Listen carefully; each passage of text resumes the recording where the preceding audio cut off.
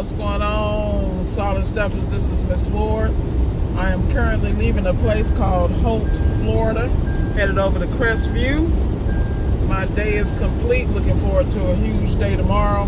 We definitely hit all our key performance indicators and our goals today, which is always a win. And now, tonight, we have some coaching and consulting sessions. We'll knock those out. After we knock out those sessions, we'll get our workout in, and then we'll crash and strategize for tomorrow. You know, the thing about running your business, you want to be organized. Like, I am able to stay and hold everything in the middle of the road because in between jobs, if I have to order additional parts or deal with any issues, I deal with them at that time. I see a lot of people go run through jobs, and then at night, they try to submit paperwork, do this and that. And the problem with that is you make mistakes and you're tired and exhausted. So you can't, sometimes you don't dot an I across a T and you're losing your money. And the thing I try to explain to everyone is slow down, get organized, and do what you can do to the best of your ability, you know? And that just means making, you know, that way you can dot your I's, cross your T's. You can provide information. How many times you guys are in a customer's home and say, I'll get back to you with it, and then you're like, okay, I'll get it at the end of the night and I'll submit it. Well, what's happening in that hiatus? What's happening in that gap? Who is that customer reaching out to because they don't have the patience to wait on you? If you are already have templates and things in order, you can you can strategize and make sure that you're pre-gaming for that customer response. Like with all my clients, I have a format or a template I use, so I'm pretty much answering all the customers' questions. I am fielding any concerns they have, and then that way I'm able to put a package together that's going to work for them. Now, there's 2 or 3 or 4 packages, but they fit each type of customer or each situation, because the goal is to be able to provide exemplary and elite service for each customer and give them the feeling that they are your only customer, but yet not at the price of doing business and managing your business properly. You know what I mean? And I think a lot of people miss that because they are focused on quantity and not quality. The reason you want to focus on quality is because at the end of the day, it's about the bag, a consistent bag, not just a big bag, not just a crushing bag, not just a numbers, because you know you can make $1 million a day, but if you're not managing it and managing your way and your process, all that can go out the back door by missteps in management, missteps in pricing, missteps in parts. You know, there are a lot of parts on back order there, you know, and that way, like for instance, I had a customer today I needed to provide some information to. I had already warned her that, you know, control boards were not available, and I didn't recommend rebuilding because I'm one of those people. I'm not trying to see you over and over again. I'm going to tell you the truth up front because y'all know the world we live in. The same people that's rebuilding now ain't the people that was rebuilding back in the day who actually took time and gave a damn.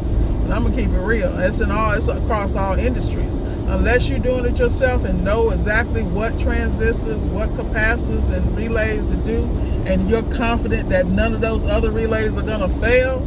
I mean, I just don't believe in patching a job and then getting a call later, and it affects my brand. But that's how I move.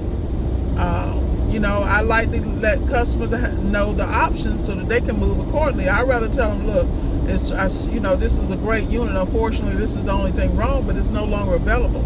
So I'd advise you to, you know, look at your options, do a comparative analysis of different dishwashers or what have you, and go from there. You know, and then another item that she needed was on national back order. Well, y'all, we know how that go. We never know when we're going to get the part. So I'm very upfront. That way I don't have a customer blowing up my phone. You know, you tell them 6 to 8 weeks. First of all, I'm not waiting 6 to 8 weeks on nothing. Let's just keep it real.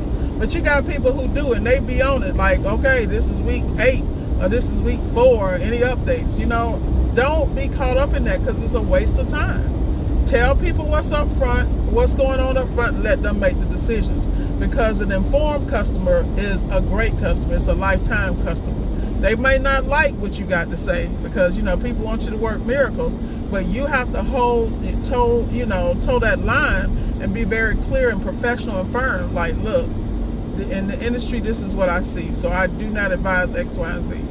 You know, you choose how you want to move, but y'all better start doing business like today, not yesterday. That's all I'm gonna say.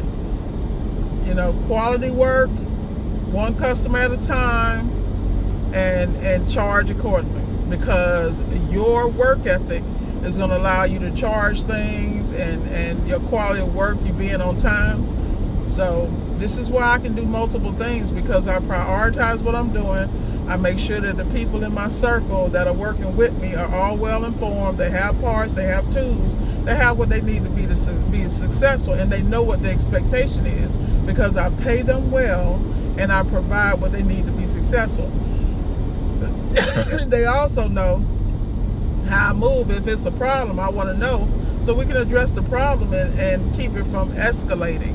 We'd rather be upfront and say, look, we don't recommend this, we recommend that, as a team. But that is a culture. I'm not trying to be the biggest.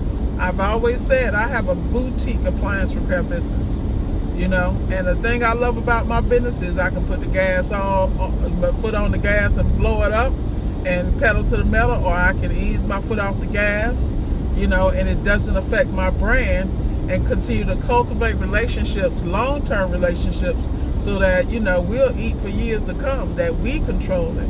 And when you control the bag, that's a whole different thing. So with that said, y'all, that's the recap for the day.